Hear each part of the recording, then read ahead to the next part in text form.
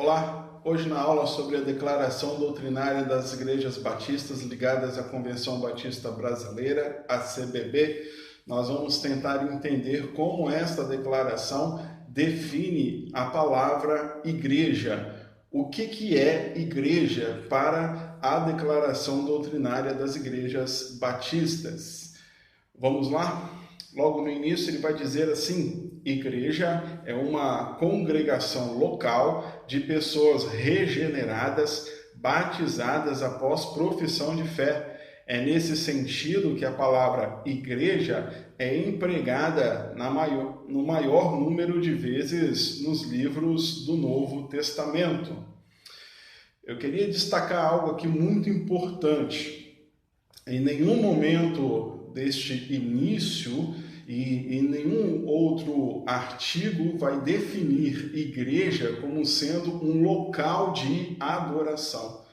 Logo nesse início de artigo aqui, vai enfatizar que a igreja é constituída por pessoas regeneradas e batizadas após profissão de fé.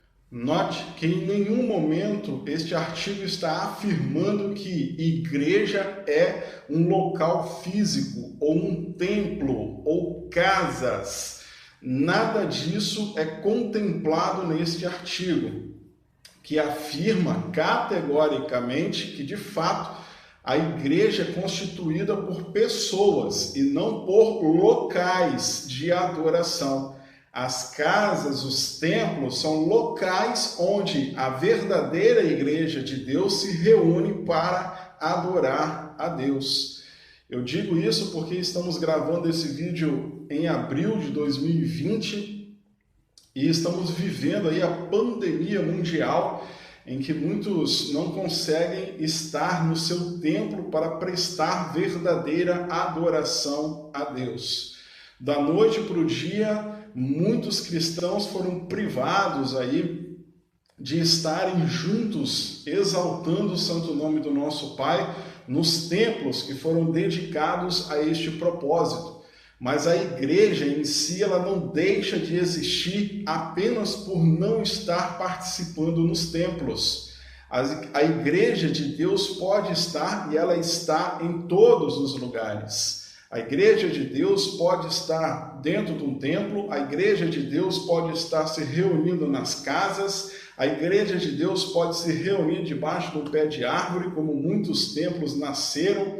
A igreja de Deus pode se reunir nas ruas, a igreja de Deus pode se reunir nos cemitérios, pode se reunir em qualquer lugar que ali estará a igreja de Deus. Se 2 ou mais irmãos em Cristo Jesus, lavados pelo sangue de Jesus, estiverem reunidos, não importa o local. Quando olhamos para a história da igreja, podemos ver isso de uma forma muito clara. Muitos imperadores perseguiram a igreja cristã, como o imperador Nero, como o imperador Trajano e muitos outros. A igreja que estava acostumada a adorar juntos em celebração a Deus nos templos, de casa em casa, agora estavam sendo proibidas. Meus queridos irmãos, as dificuldades que estamos tendo hoje por conta deste vírus não é nova.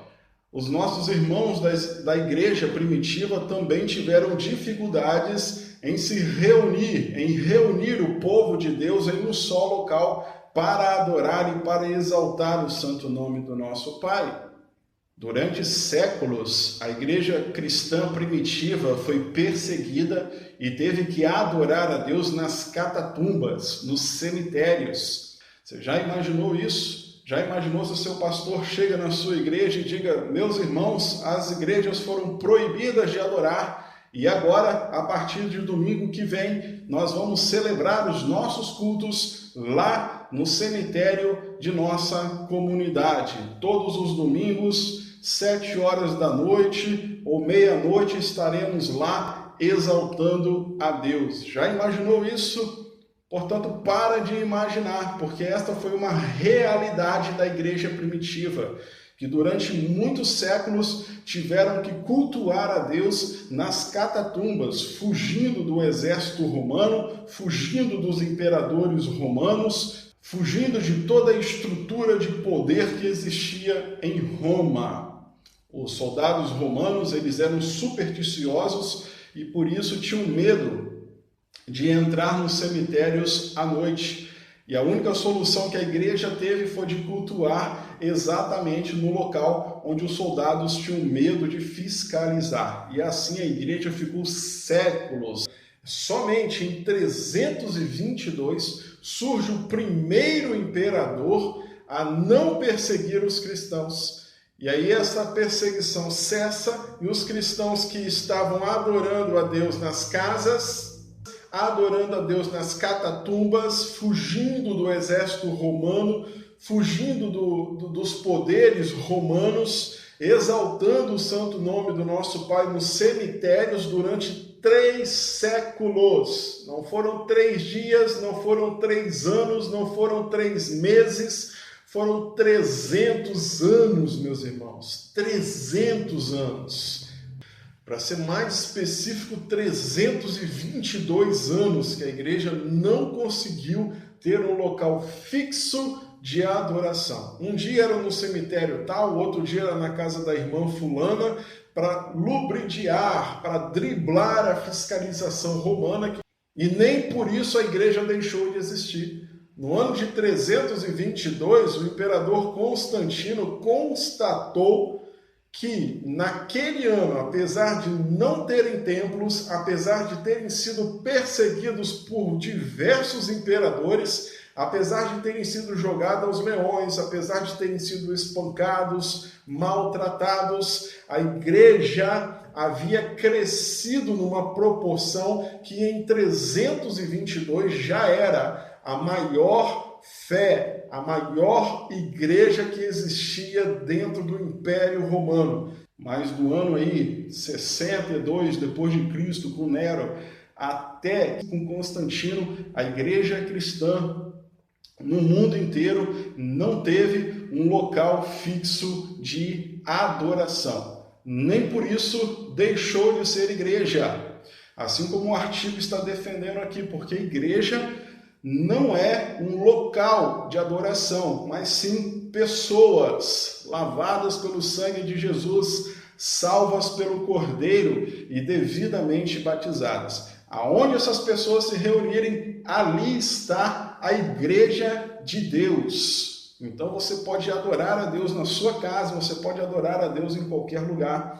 Se a sua igreja estiver reunida de alguma maneira, ali, segundo a própria declaração de fé que nós temos como igreja batista, ali estará a igreja de Deus. Ponto 1 vai dizer assim: tais congregações são constituídas por livre vontade dessas pessoas com a finalidade de prestarem culto a Deus, observarem as ordenanças de Jesus, meditarem nos ensinamentos da Bíblia para a edificação mútua e para a propagação do Evangelho.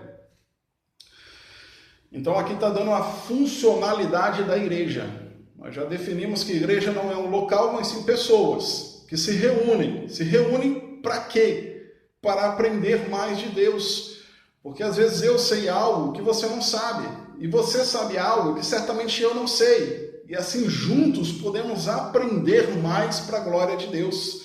Juntos celebramos os cultos a Deus, porque isso também é vontade de Deus. É vontade de Deus que estejamos juntinhos, seja lá em qualquer local, mas que tenha esse propósito no coração. Outra palavra que eu destaco aqui é a palavra livre, novamente. Parece que em todos os artigos da declaração de fé, eles colocam esta palavra, a palavra livre. Pessoas que congregam livremente. E são congregações constituídas por livre vontade destas pessoas com a finalidade de prestarem cultos a Deus.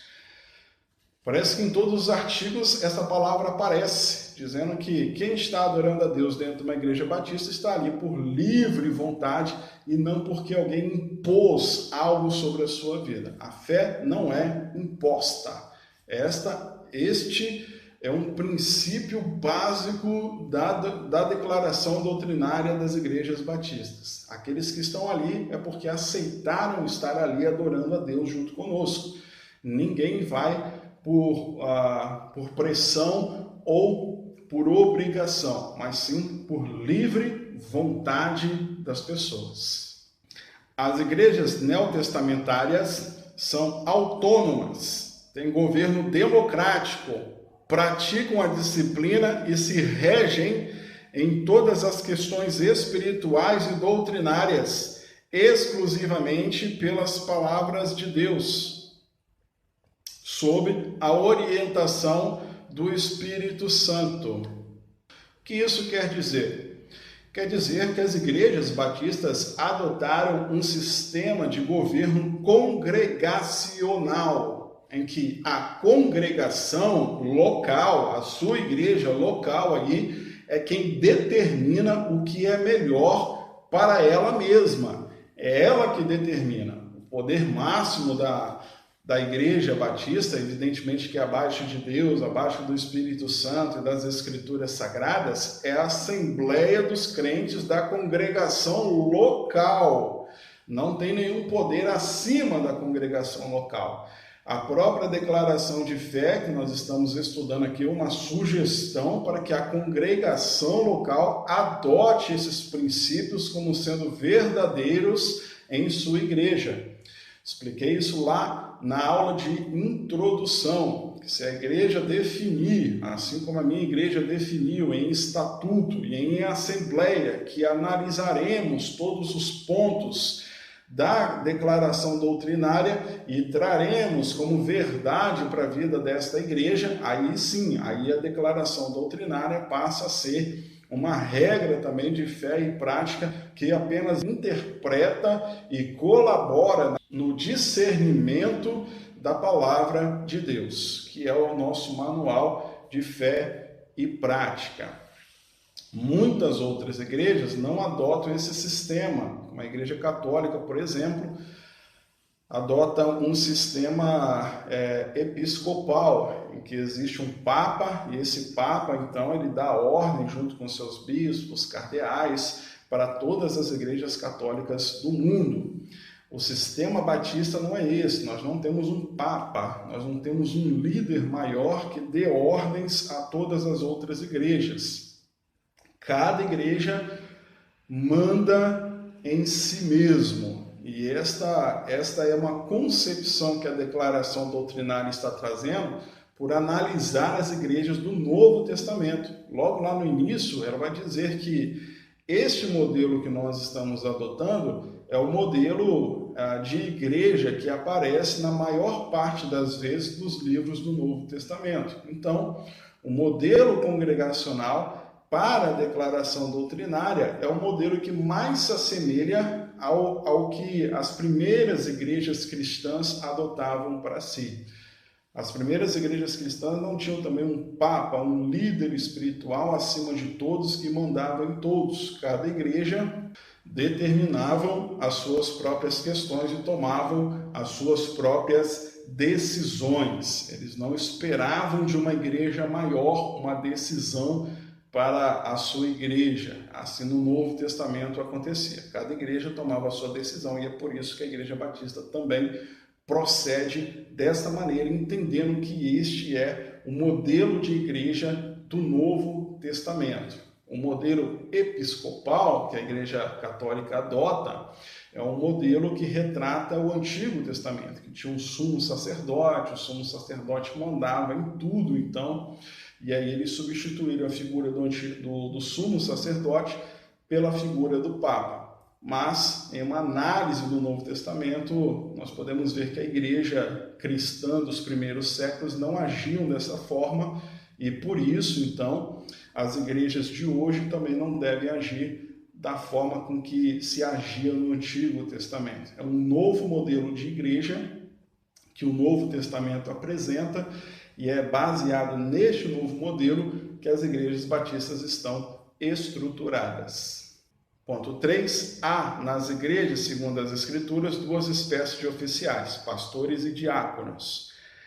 As igrejas devem relacionar-se com as demais igrejas da mesma fé e ordem e cooperar voluntariamente nas atividades do reino de Deus. O relacionamento com outras entidades, quer seja de natureza eclesiástica ou não deve envolver a violação da consciência ou o comprometimento da lealdade a Cristo, a sua palavra. Cada igreja é um templo do Espírito Santo. Aqui nós temos alguns pontos muito importantes. Primeiro, ele define quais são os oficiais da igreja. E aí ele vai dizer que os oficiais da igreja são os pastores e os diáconos, que nenhum outro oficial é apresentado no Novo Testamento e por isso não deve ser apresentado dentro das igrejas. Talvez você já se perguntou, por que na igreja tal tem presbítero? Por que na igreja de fulano tem bispo? E na igreja batista não tem bispo e nem tem presbítero?